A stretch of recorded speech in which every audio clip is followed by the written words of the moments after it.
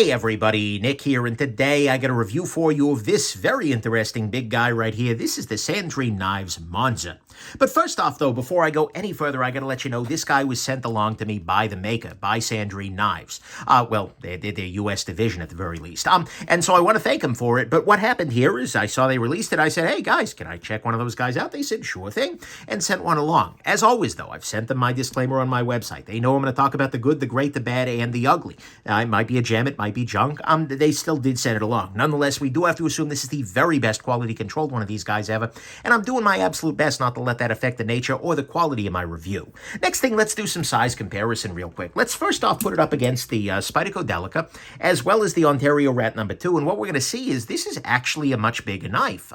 Right, the previous Sandrins have not been particularly large, but this one is. Here we'll put it up against the Spyderco PM2, and what we're going to see is in terms of sharpened length, they are almost identical here. And in terms of handle, actually, the Sandrin is markedly smaller.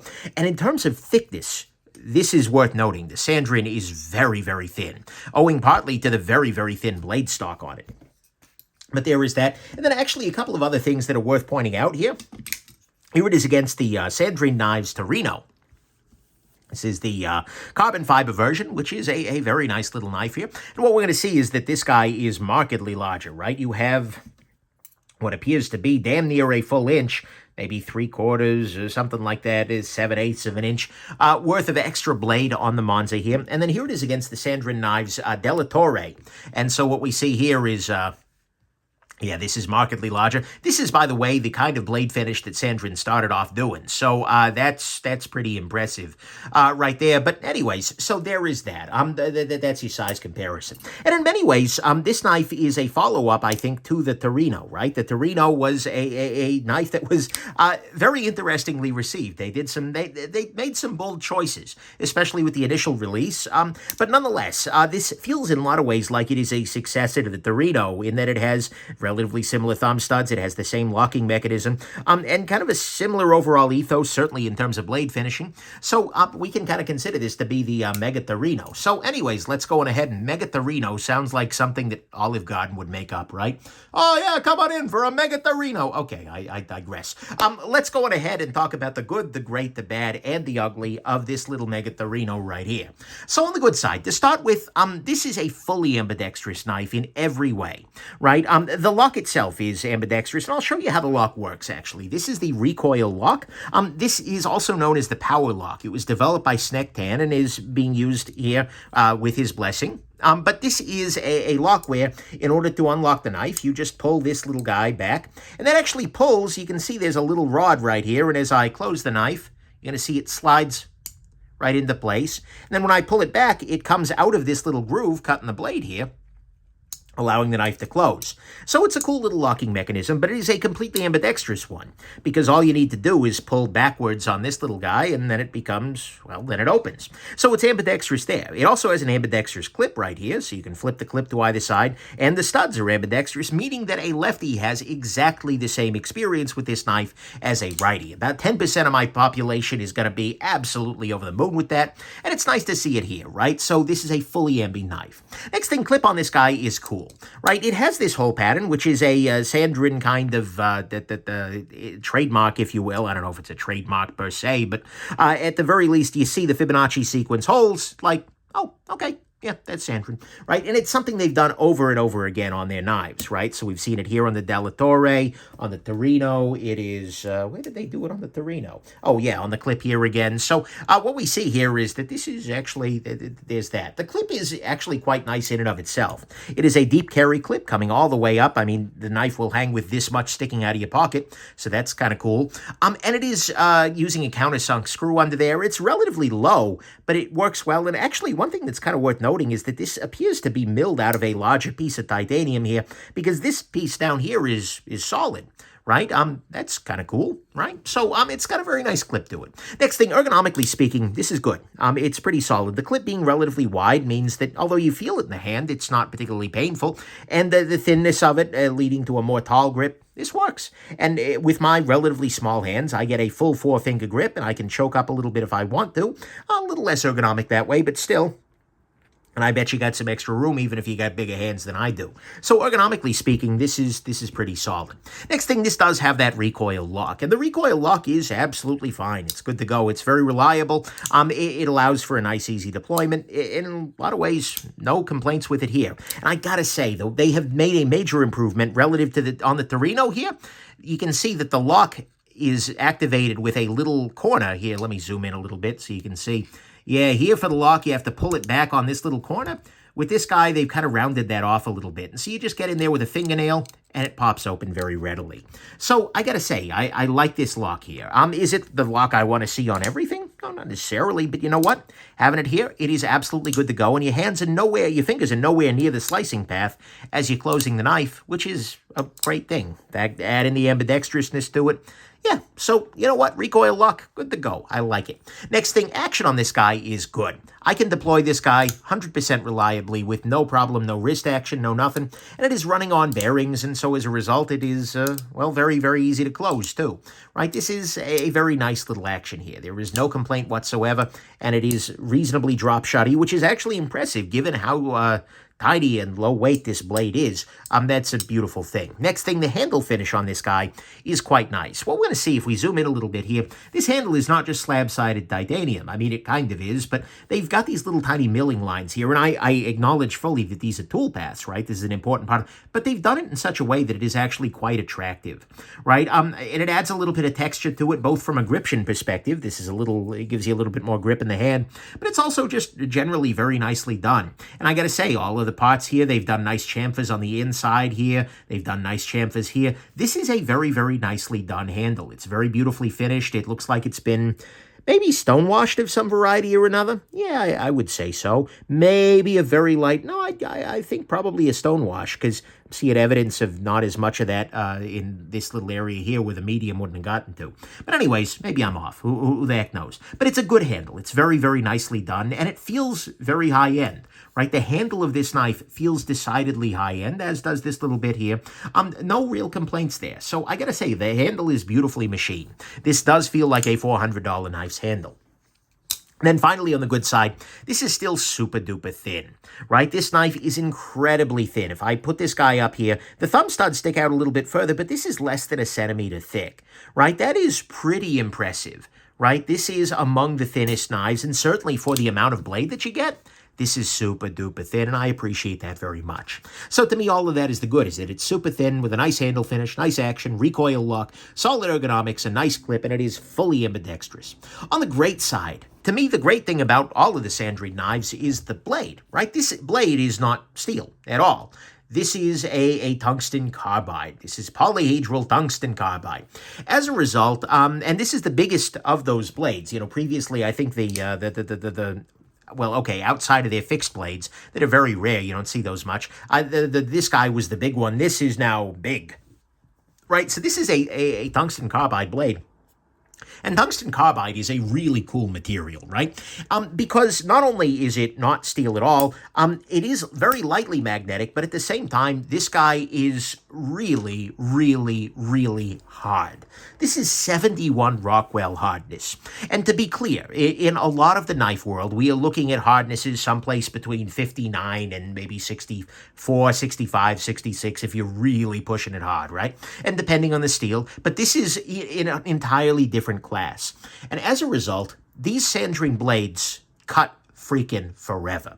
I'm not going to sit here and tell you that it will never go dull. No, absolutely. If you are breaking down cardboard with this all day, every day, yes, it will eventually go dull, but it will go dull in a time frame that is ridiculous to me.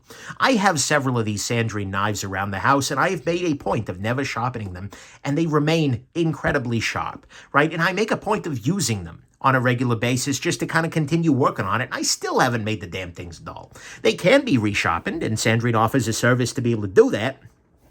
And actually, independent sharpeners can do it too if they're using diamond-based products. But the thing is, it's really great, and it won't rust because, well, it can't, and it cuts forever and ever and ever.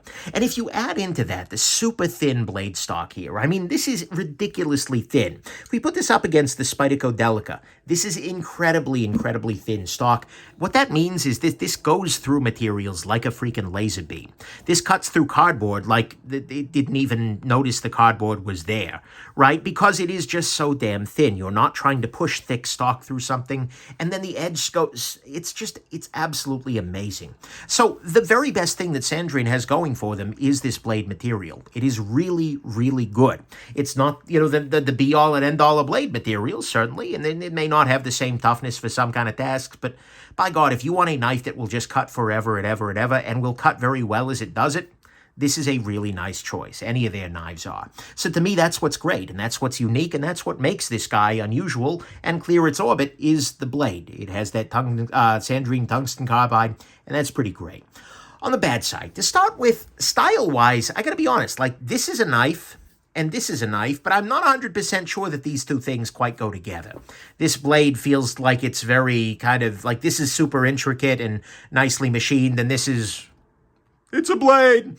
And I get that it's difficult to do some finishing, but we'll get there, rest assured. But it just doesn't seem to match well with this very nice, high-finished kind of thing, and then blade on the other side. I don't get that there.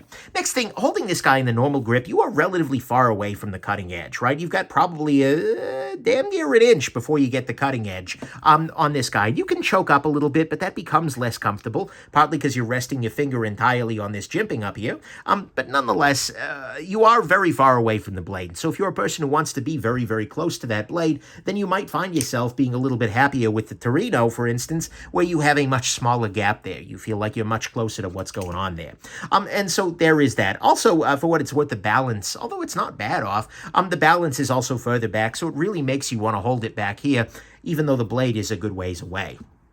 So I almost wish that they would have brought the blade a little bit closer to the handle here, although I can also understand, from a safety perspective, having that extra unsharpened area means that even if you were to disengage the recoil lock, which, by the way, I don't see as a major threat, right? That's not something that's particularly easy to do, but it does give you that margin of safety where the unsharpened part of the blade is going to hit your finger rather than a sharpened part. So I kind of get it, but that is a thing to consider if that is a thing that bothers you. Next thing, the lock on this guy. As I said, I like it a lot better than the Torino, but it is a little bit on the slick side, right? So if my fingers are wet for whatever reason, you will slip off of this. However, what I usually found myself doing is using my fingernail and digging the nail into here, and that reliably disengages it. So I like it better than the Torino, but I kind of wonder whether there's some kind of a finishing they could do to this to give you just a little tiny bit more texture, right? I think they're dialing this in, and they're very close, but maybe a little tiny bit more texture on there would be great, allowing you to use the meat more than the nail, potentially. Next thing, this guy has very, very sharp edges along the top here.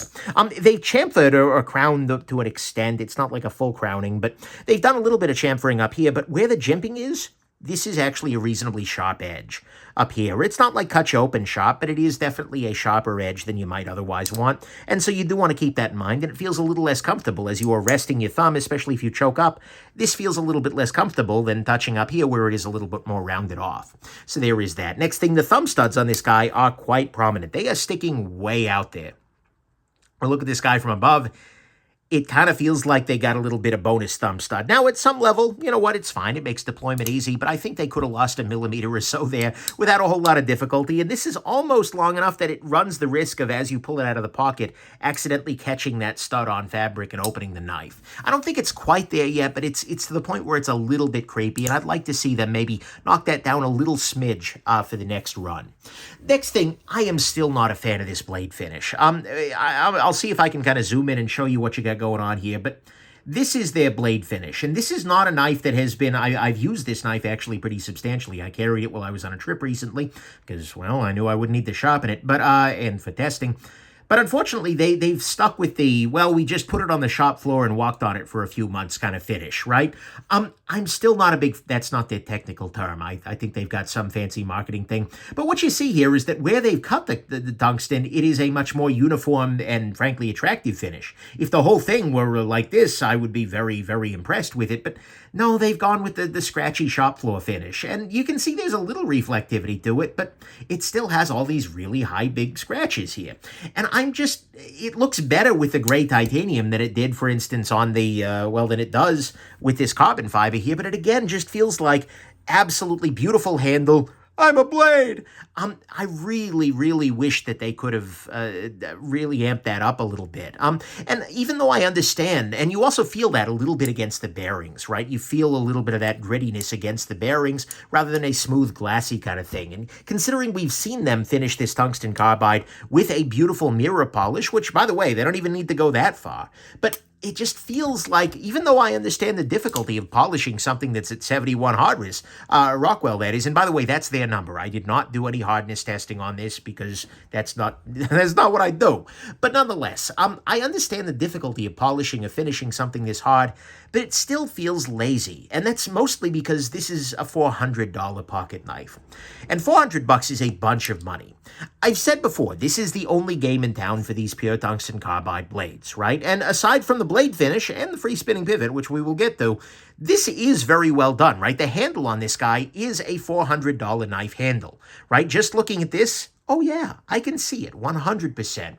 But with the shop floor finish blade, it just feels like it falls a little bit behind the competition. And at $400, there is a lot of competition out there. Oh my God. Right? That is a big chunk of change. And it takes it off the table for a bunch of folks, right? And especially when they're kind of, this still feels like a cut corner to me. I think they're viewing it maybe as a part of their brand identity or something like that. But I just can't get past this in a $400 knife. And so to me, $400 is a bunch of money. Well, $400 is a bunch of money to everybody, but to me, that just ends up feeling a little bit off, right? And compared to what you're getting from other companies for $400, in terms of fit and finish, again, this part's great. This is perfect for $400. It's just this side that falls down a little bit, right? And to me, that just feels a little bit off. And so for the 400, I would have liked to have seen them do something a little bit better. But you can also consider this bias, right? For some people, I've had viewers talk about in the review of the Torino, like, no, I love this blade finish. I could never scratch it. Well, yeah, it's because it came scratched, right? But, you know, for some people, this is great. And if you love that finish, then by God, consider this to be amazing, right? But for me, that's a lot of money to pay for an unfinished blade. And so, to me, all of that is the bad, is that $400 is a lot of money. I still don't like this blade finish. The thumb studs are a bit prominent. The sharp edges along the top here could be knocked down a little bit. The lock is a little slick. It's very far from the blade and grip, and style-wise, it is not as cohesive. On the ugly front, unfortunately, the ugly issue here is that this pivot here is a free spinning pivot. So if I put a screwdriver in here and start turning, the other side turns too. It is also not tooled. So it's not like I can put a screwdriver in the other side and just tighten against each other to unscrew it. And then, worst of all, it is thread-locked shut. And so I was told by Sandrin officially that if I were to use a soldering iron or a heat gun or something like that, I could melt the thread locker and get this guy undone. But guys, come on. Really, at $400, absolutely not, right? An untooled free spinning pivot is bad enough at any price, but at this kind of a price, coupled with heavy thread locker, I just don't see it. That is a very big frustration for me. And it's something that they can fix, right? They can fix the pivot using some method or another. There are a bunch of ways that, you know, smart companies have done to fix that. Just like off a side of this and put a little D-shape in the handle and you're good to go. But doing a thread-locked, free-spinning, non-tooled pivot in a $400 knife, absolutely not. To me, that feels ugly. And so that's, by the way, why you see no disassembly for this knife. So, to me, that's what's ugly, is the thread-locked, free-spinning, untooled pivot. On the final conclusion front, this is an interesting knife. It is truly ambidextrous with a nice clip, solid ergonomics, a neat and pretty innovative lock, a nice action, a nicely machined handle, thin construction, and a unique tungsten carbide blade at a size that is bigger than it's ever been available before. Almost 3.5 inches, depending on how much the cop dislikes you. So, there is that. You are also, though, very far away from the blade, and the blade itself doesn't really fit the rest of the knife aesthetically. The lock is a little stick, the thumb stud's a little slick. That is, not stick. Although kind of it is a little stick if you think about it. So anyways, I digress. The thumb studs ride high. The blade finish is still unimpressive, particularly when $400 is a lot of money. And thread-locked and free spinning pivots are just freaking bad news. Ultimately, my feelings on this are that this is very specialized.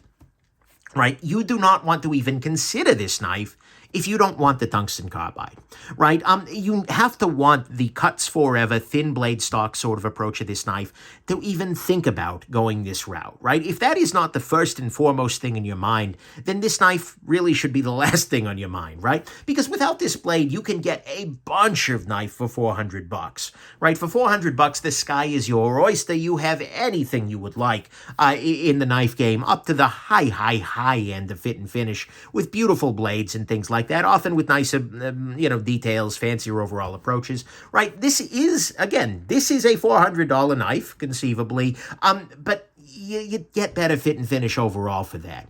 But if you want this material, if you want the tungsten carbide, I think it is worth also considering the Torino, right?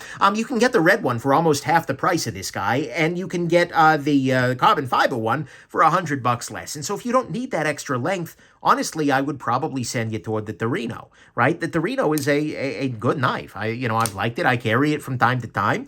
There are definitely some nitpicks for it, but you know what? It works, right? And so unless you need that extra length that you're getting out of this guy, or you want the fancy titanium handle, I really recommend you save the extra cash. But the thing is, this is Sandrin going a little bit different, right? They're being a little extra, right? They're going bigger, they're going fancier in machining, at least over here, and they're heading decidedly up market. And although the blade finish to me still remains, and again, I'll admit this is a personal bias thing, but that remains the one area where this knife is decidedly down market, right? It's, $400, $100. That's maybe being a little generous, right? And so that's kind of an inherent conflict you're going to need, right? If you don't mind the finish, then this is a $400 knife. I can imagine that. But as a result, the recommendation is tough. Because I think this could appeal to some folks. It could certainly appeal to collectors of exotic knives and materials.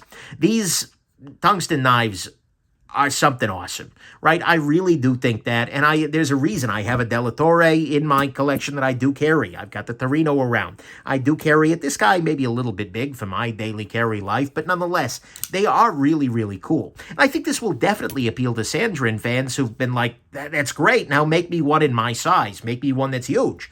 Because I think this is going to really appeal in that kind of domain. And it might be perfect for somebody who needs to cut all month without resharpening and is happy to pay the price of admission, right? This is a very, very nice knife in that particular way. But if none of those things are you, if you don't need the exotic, you don't need the edge retention, and you're not a Sandrin fan, then I'm not sure this is going to demonstrate the kind of value you're looking for. It was really hard to do a Monza pun, okay? I'm sorry. So anyways, there you go. I hope this has been interesting to you. Sandrin, I really, really love what you're doing here. I really, really hope that you find some other finish for the blade at some point in time soon. But again, I hope this has been interesting to you, and have yourselves an absolutely wonderful rest of your day. Bye now.